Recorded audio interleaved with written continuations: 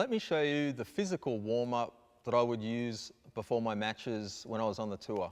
The first thing I would do is I'd do a lap or a few laps of the court just to get a little loose, maybe get some nervous energy out. So let's just do that. Nice and easy.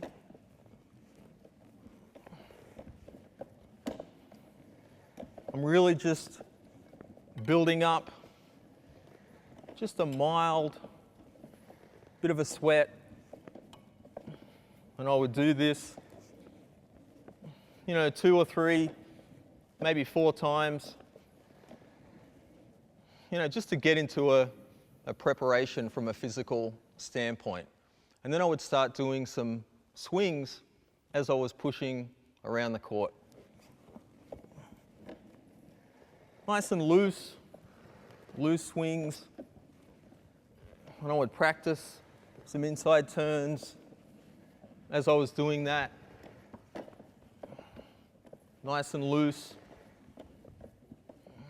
Try to do all the shots, including the serve, just to get all the muscles working and all the muscles doing what they're going to be doing during the match. And then I would start to get into a little bit of stretching.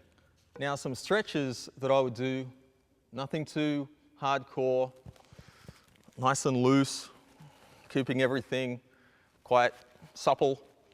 So I'd kind of reach up and then do like a round the world kind of thing. And then I would kind of twist, just like I'd be doing a lot of twisting during the match. Nice and loose. Kind of stretch the shoulders. Nothing too tight.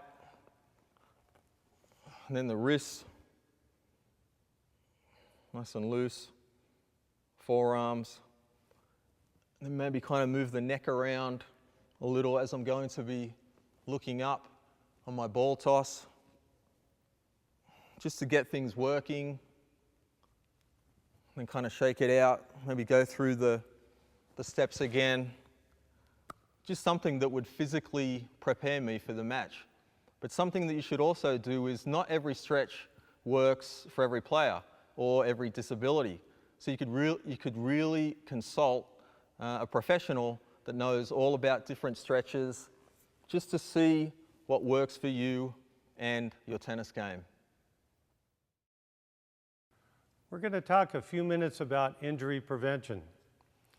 One of the things we'll talk about is the dreaded tennis elbow, which is a tendonitis typically on top of the elbow. Also, by supinating, you can hurt yourself under the elbow, which technically is called a golfer's elbow. So it's incredibly important for the chair athlete to avoid injuries. They've already had enough injuries. They're in the chair. That's pretty obvious. But one thing that isn't obvious to the lay person, the coach that hasn't had experience with chair players, is transferring. What does transferring mean? Transferring means how does the athlete move from the chair to his bed, back to the chair, from the chair to the toilet, back to his chair, from the chair to the car. I mean, it goes on and on and on. And every time we move from the chair to, let's say, the couch or the restroom, the athlete is in an uncomfortable and awkward position. So it's very, very important that as coaches, we make sure the athlete doesn't hurt their wrist, their elbow, their shoulder. And because they're all one-handed, invariably all chair athletes are one-handed on the tennis court, not two-handed like you sometimes see on television. I'm going to go through and demonstrate some of the most common problems that cause injury, and it is just critical that we avoid these. Okay, so the first thing will be on the forehand, where Chad's going to feed me one and then Alan, that we don't want to hit a forehand and go like this. And you might say, well, that looks like a good cut shot or a slice, but that actually is supinating, and by doing that, we can hurt the inside of the elbow. So Alan's going to demonstrate supinating. Let's demonstrate that again. This is to be avoided. Now Alan's going to demonstrate the correct way, which is where he pushes his elbows back like we discussed before, and he's just going to hit up and come around the ball as he goes forward in a natural way.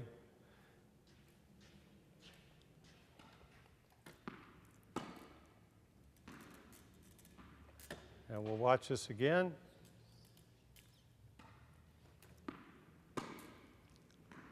Okay, now on the back end, there's a couple things to look out for. Or I should say a few. One is the poke and the hope. That's probably the easiest way to hit a backhand and get the ball over the net. But by doing so, you're jamming your elbow. Instead of using your whole arm to hit the ball, like that, hitting from the shoulder, he's doing the poke and hope. I guarantee you that will give you a tennis elbow now on top of the elbow. Alan's going to demonstrate from the chair the poke and the hope. Often in the chair, when we get jammed, the ball comes real close. This is a very easy way to get the ball back. So what should Alan do when he gets jammed in the chair? Because he will be. What he wants to do is be able to hit the ball and have his arm rotate like this. And probably the most important thing I should have mentioned is Alan never squeezes the grip. He never has a tight grip. The grip is relaxed, somewhat firm, but never squeezing it. So Alan gets jammed. How is he going to handle it? He just goes up. And notice his racket actually rotates from left to right. And we'll do one more of those. Because being jammed in the chair is very commonplace.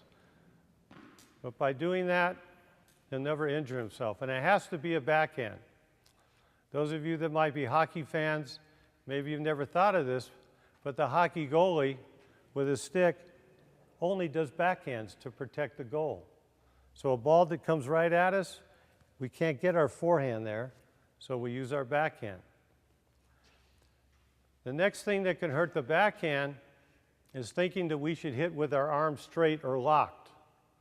If we lock the arm, that encourages the wrist to come around like this. Well, that certainly can hurt the elbow and the wrist as well. The arm should be bent and relaxed, supple, and we just come around in a natural way from the shoulder or the slice, but my arm is never, ever locked. Now, actually, David Hall can tell you a little story maybe later that in between visits out here for coaching, he met up with a coach that told him his arm should be locked when he hits his topspin backhand. And David started telling me, oh, for the first time my elbow's hurting.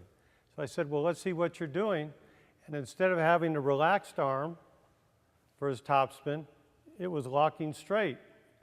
And maybe there was some miscommunication between him and his other coach, but the way he understood it was lock the elbow. So no locked elbows, forehand or backhands. We're going to do one more here. Nice and relaxed, and the arm just unwinds. Again, never squeezing the grip. One other thing I'd like to mention that can hurt the arm is on the forehand. If you lock your arm, that encourages the wrist to come around. Also can hurt the elbow. So the arm isn't locked. Even if I have to reach for the ball, I still can come up and around the ball. My arm is straight. I have no choice. Alan will demonstrate this. But I still come up and around. I must avoid cutting it like this. If I don't do that exactly right, I hurt the elbow inside. Out here, I can hurt the elbow outside or my wrist. Alan, could you demonstrate the straight arm and how the wrist has a tendency to come around? So I think it's more obvious that you could see that will hurt the wrist, but it also can hurt the elbow, especially if we do something called hitting the ball late. Hitting the ball late is hitting it behind us. And if I keep my racket in a natural place, the ball would go off to the side. My mind knows that, so it tries to square the face. If I do that with my wrist, I have no strength, no power out here. I could end up hurting myself. So Alan's going to demonstrate the correct basic forehand, the correct basic backhand, maybe with a slice. Okay, and now with the top spin. And now the reverse backhand where he doesn't have time to change, or he learned after his injury where we don't learn a grip change, he just reverses and goes up, and he rotates his arm, all in a manner that won't hurt the arm. One more time. All right. Now I'd like to demonstrate a few things on the serve that can cause injury, especially to the shoulder.